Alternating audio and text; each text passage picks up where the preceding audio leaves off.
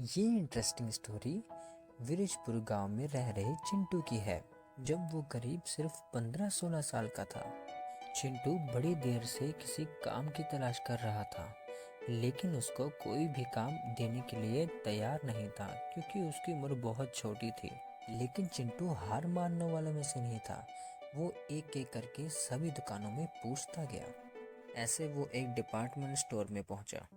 चिंटू को स्टोर वाले ने काम दे दिया और बोला, तुम यह नमक का बैग जाके गुप्ता जी के इस पते में पहुंचाओ। चिंटू ने बैग पकड़ा और बोला, जी मालिक, मैं इस बैग को सुरक्षित गुप्ता जी के वहां पहुंचा के आता हूँ। आप मेरे लिए दूसरा काम तैयार रखें। ये कह के स्टोर से चिंटू चला गया। बड़े ही हैरानी की बात थी कि चिंटू ने बहुत जल्दी आधा रास्ता पार कर लिया था। शायद उसके मन में था कि वो जल्दी ही काम को निपटा दे। चिंटू जहाँ सामान देने जा रहा था, रास्ते में एक गहरी नदी पड़ती थी और इस नदी के पानी का बहाव अक्सर बहुत ही तेज गति में बहता था। चिंटू जैसे ही नदी को पार करने के लिए पुल पे चढ़ा, उसका अचानक से पांव फिसल गया और वो नदी में जा गिरा। चिंटू चिल्लाने लगा, बचाओ बचाओ बचाओ बचाओ। बट चिंटू जैसे तैसे नदी से बाहर निकला और बैग को उठाया और वापस से ऊपर आ गया। चिंटू बहुत घबरा गया था और चिंटू कुछ समय के लिए जंगल में ही बैठ गया ताकि उसके भीगे कपड़े सूख जाएं। चिंटू दिन के दोपहर में निकला हुआ था और अभी उसको शाम हो चुकी थी और इस जगह मालिक स्टोर बंद करके बाहर खड़ा चिंटू का बहुत समय से इंतजार कर रहा था।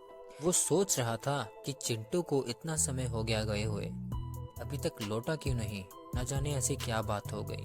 वो चिंतित हो रहा था। इसी चलते चिंटू भी स्टोर की तरफ रवाना हो गया। इस बार उसको बैग बहुत हल्का लग रहा था। वो ये ही नहीं समझ पाया कि आधे से ज्यादा नमक तो उस नदी के पानी में ही घुल गया है। वो यही समझ रहा था कि पानी में डालने की वजह से नमक हल्का हो गया है।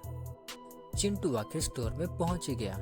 उसने देखा उसका मालिक बेसब्री से उसका इंतजार कर रहा है।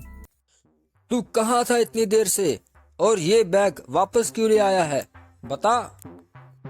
चिंटू आया, अपनी सारी बात बताई। बोला, मालिक, मैं गया था सामान लेके, रास्ते में नहर में मेरा पैर फिसल गया और मैं नहर में गिर गया और मरते मरते बचा मालिक।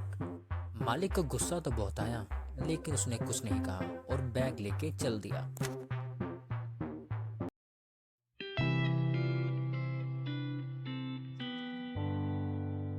अगले ही दिन चिंटू फिर स्टोर में गया। इस बार मालिक ने उसको एक रुई की गठड़ी दी और बोला, ये गठड़ी वर्मा जी के घर दे आओ और जल्दी आ जाना। मालिक के कहने के अनुसार चिंटू तुरंत ही गठड़ी देने के लिए वर्मा जी को निकल पड़ा। दुर्भाग्यवश वो जगह भी उस नदी के उस पार ही थी। चिंटू शहर से होता हुआ उस नदी के पास पहुंचने वाला था। चिंटू लगातार चलते चलते बहुत थक चुका था। उसने सोचा, थोड़ा आराम कर लेता हूँ। चिंटू बैठा सोचने लगा, ये गठड़ी बहुत भारी है, इसको भी नमक के बैग की तरह पानी में फेंक के हल्का कर लिया जाए ताकि उसे उठाने में ज्यादा दिक्कत ना हो। चिंटू ने जोर से गठड़ी को नदी के बीचों बीच फेंक दिया। थोड़े समय बाद चिंटू गठड़ी को उठाने लगा, लेकिन उससे गठड़ी नहीं उठ पाई। चिंटू ने सोचा कि कोई बात नहीं, आज मालिक को फिर से जाके बोल देंगे कि गठड़ी पानी में गिर गई। बात सोच चिंटू वापस स्टोर को हो गया। चिंटू स्टोर में पहुंचा ही था, मालिक बोलने लगा, अरे कहाँ था तू इतनी देर से और ये सामान वापस क्यों ले आया। चिंटू बोला, मालिक, मेरी कोई गलती नहीं थी, ये सामान ही बहुत ज्यादा दे दिया आपने और मैं नहर के पुल से जा रहा था, मेरा फिर से पैर फिसल गया, इसलिए ये सामान खराब हो गया। इसमें आपकी गलती है, मेरी कोई गलती नहीं है। मालिक को बहुत जोर से गुस्सा आ रहा था क्योंकि वो समझ चुका था कि इस मूर्ख ने वजन कम करने के लिए रुई की गठड़ी को जानबूझ के नदी के पानी में फेंका। फिर क्या होना था, मालिक ने चिंटू को एक कस के लात लगाई और स्टोर के बाहर फेंक दिया।